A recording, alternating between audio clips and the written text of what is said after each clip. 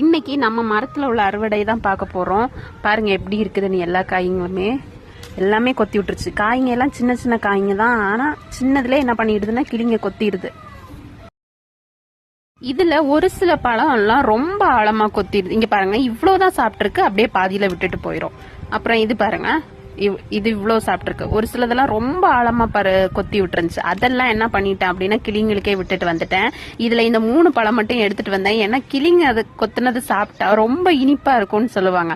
அதனால இந்த பகுதியை மட்டும் கட் பண்ணிட்டு மீதியை கட் பண்ணி உப்பு மிளகாத்தூள் போட்டு சாப்பிடலான்னு எடுத்துட்டு வந்துட்டேன். இதையுமே பாருங்க எப்படி கொத்தி இருக்குதுன்னு. பழம் எல்லாம் இன்னும் விட்டுருந்தா இன்னும் பெருசா வந்திருக்கும். அது சின்னதுல கொத்தி கொத்தி இது பண்ணுது. நம்ம காட்டுலதான் கிளிங்களுக்கு பஞ்சமே இல்லையே, நிறைய கிளிங்க வருது.